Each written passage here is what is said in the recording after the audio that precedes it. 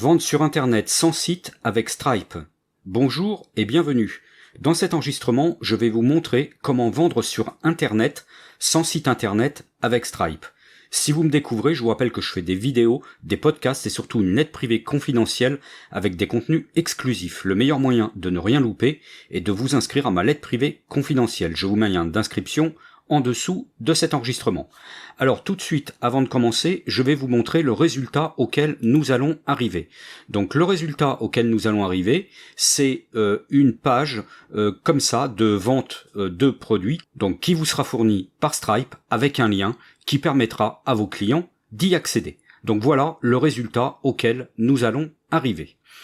Alors, pour y parvenir, il va falloir déjà que vous ayez un compte Stripe. Stripe, c'est une plateforme de paiement en ligne, donc qui a bien évidemment un site internet. Donc je vais ici vous faire voir le site internet. Voilà donc le site de Stripe. Bon, je vous laisserai aller le parcourir. Et là, ce qui va nous intéresser chez Stripe, c'est le paiement par le biais d'un lien. Donc pareil, j'ai ici été sur la page correspondante, donc je vous mettrai les liens utiles en dessous de cet enregistrement, où là vous aurez tout le détail du paiement par lien, et là vous avez d'ailleurs une petite animation qui vous montre comment ça se passe sur mobile. Alors revenons maintenant à la présentation, et je voudrais quand même, avant de vous faire voir comment faire cela, j'aimerais quand même vous expliquer les avantages d'avoir recours à Stripe.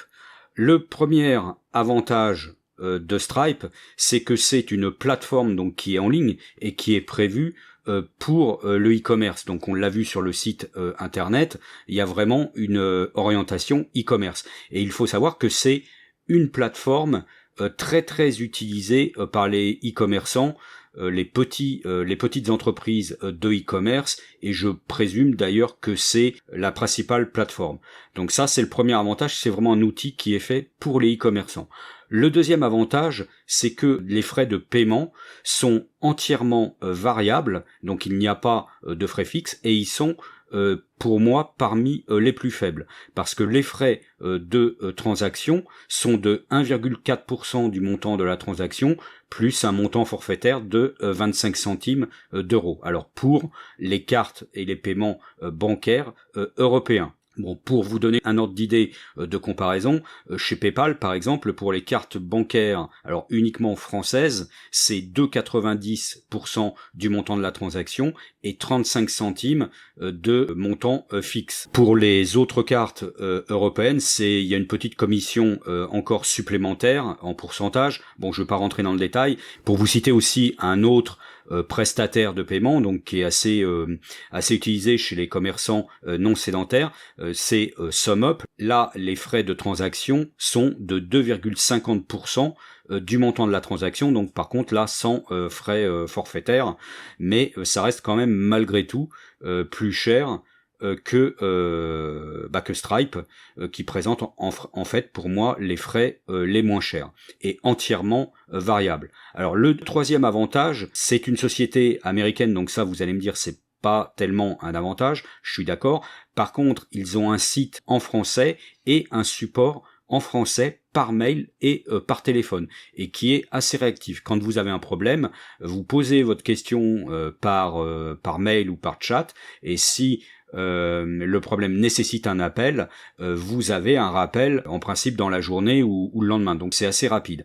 Le quatrième également avantage de Stripe, c'est que vous avez aussi les virements automatiques des montants donc que vous avez reçus sur votre compte Stripe sous 7 jours sur votre compte bancaire habituel. Donc pour souscrire à Stripe, il faut un compte bancaire standard sur lequel vous pouvez recevoir et faire des paiements. Donc vous ne pourrez pas fonctionner qu'avec Stripe. Il faudra leur communiquer un compte bancaire entre guillemets dit support. Mais là, au niveau de la récupération des fonds, il n'y a vraiment rien à faire de votre côté, c'est vraiment automatique et dans un délai de 7 jours. Donc voilà tous les avantages que je vois à utiliser Stripe pour du commerce en ligne.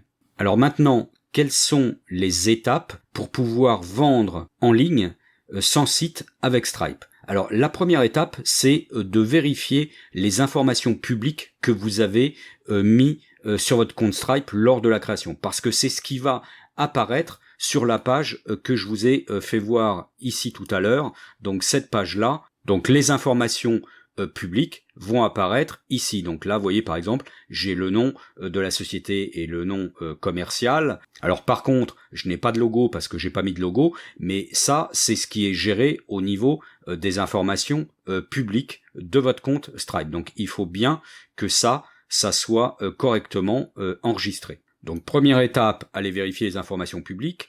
Deuxième étape, il va falloir que l'on crée un produit ou un service. Donc la vérification des informations publiques, vous la ferez qu'une fois lors de la mise en place de ce lien de paiement. Après, ce n'est pas nécessaire de le faire à chaque fois.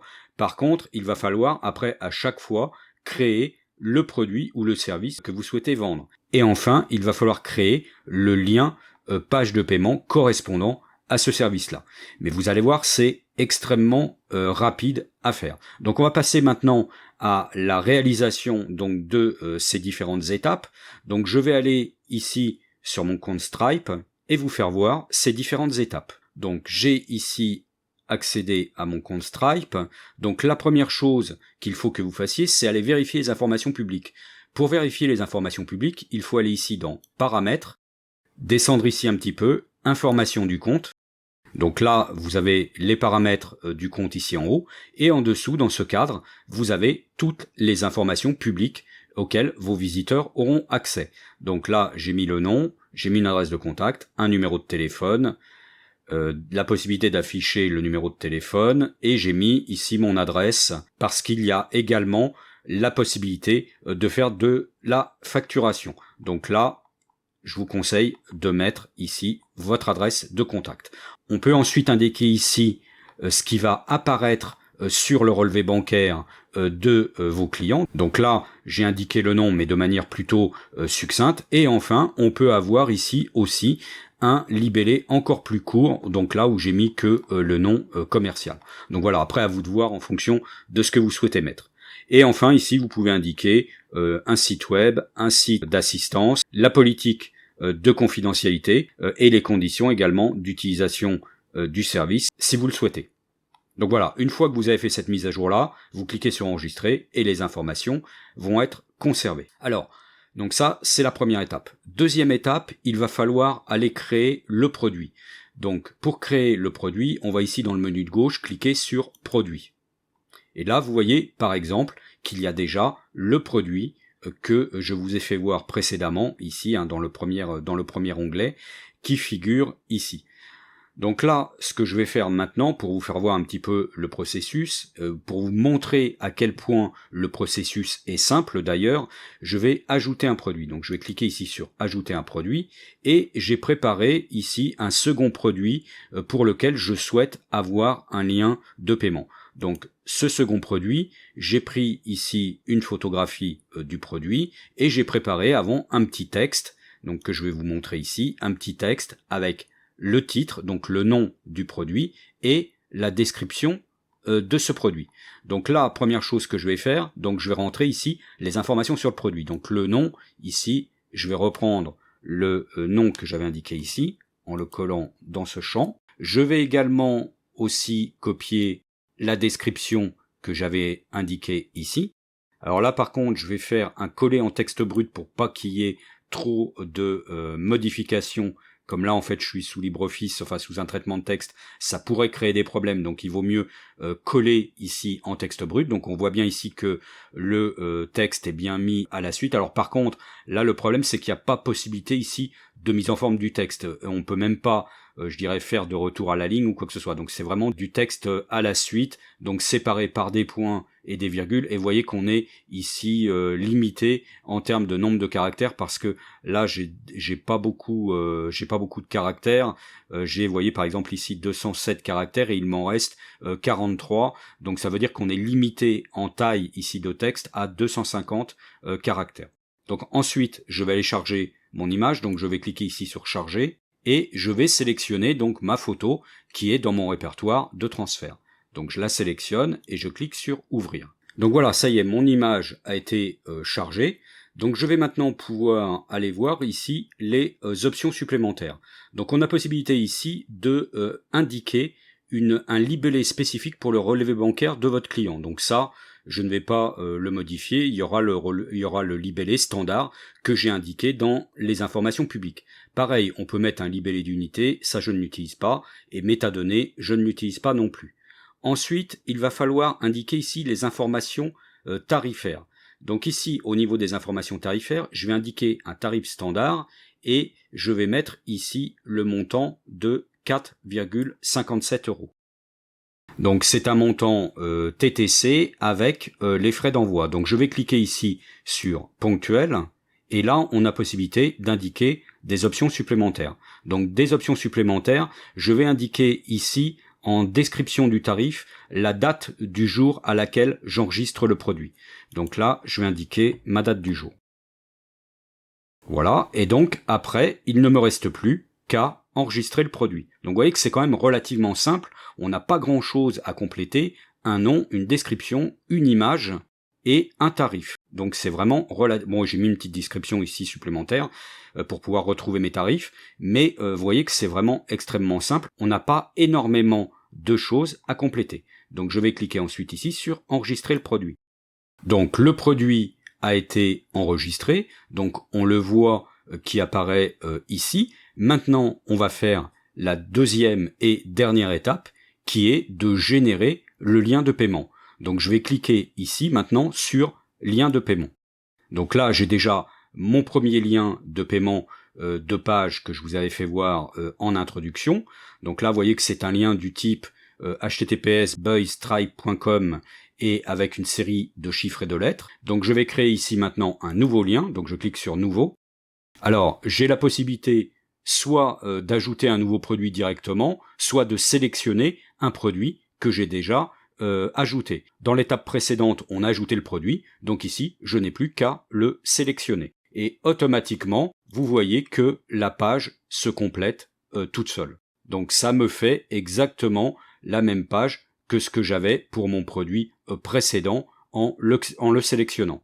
Et donc là, maintenant, j'ai possibilité donc de personnaliser ce lien en autorisant des codes promotionnels. Bon là, c'est pas le cas. D'autoriser le client à modifier la quantité, je ne vais pas l'autoriser non plus. Par contre, je vais ici cocher pour collecter les adresses des clients parce que j'ai besoin des adresses pour pouvoir émettre une facture. Donc je clique ici et je vais collecter l'adresse de facturation et de livraison. Donc ça veut dire que je vais laisser la possibilité à la personne de mettre une adresse de livraison et une adresse de facturation différente. Et je vais sélectionner maintenant le pays de livraison. Donc pays de livraison, moi je ne vais livrer qu'en France. Donc je vais choisir Europe et je vais cocher France. Et je clique sur enregistrer. Donc voilà, le pays ici a été complété et j'ai maintenant l'aperçu de la page de paiement que le client va obtenir lorsqu'il aura cliqué sur le lien que je lui aurai communiqué. Donc je vais maintenant, donc je vérifie rapidement qu'il n'y ait pas de mention qui manque là ici dans la partie gauche. Bon là la partie droite est générée automatiquement par Stripe, donc là il n'y a pas de problématique à ce niveau-là ou de choses à compléter. La question pourrait uniquement se poser pour ici cette partie de gauche. Donc une fois que j'ai fait ça, je peux maintenant aller cliquer sur créer un lien. Donc le lien pour la pile 27A a été créé et vous voyez qu'il est indiqué ici en dessous. Donc je vais aller vérifier maintenant que le lien fonctionne. Donc je vais copier ici ce lien et je vais l'ouvrir dans une nouvelle fenêtre. C'est ce que le client en fait aura à l'écran lorsqu'il aura cliqué sur ce lien-là que je lui aurai transmis. Donc je valide. Et voilà la page telle qu'elle apparaîtra au client. Donc il lui faudra juste rentrer son email, son adresse de facturation et ses coordonnées de carte bancaire et de cliquer sur le bouton payer. Donc vous voyez que c'est relativement rapide et simple à créer un lien de paiement sur Stripe pour en obtenir le paiement par un client. Alors après, là je vous ai montré le cas d'un produit physique, on peut faire exactement la même chose avec un service. Donc ce n'est pas limité à un produit physique. Donc voilà ce que je voulais vous montrer dans cet enregistrement. J'espère que cela vous a été utile et que vous avez aimé. Dites-le moi en cliquant sur le pouce en haut ou de couleur bleue, ou le pouce en bas ou de couleur rouge dans le cas contraire. N'hésitez pas non plus à faire vos remarques et observations en commentaire pour échanger sur le sujet. Merci de votre écoute et à bientôt.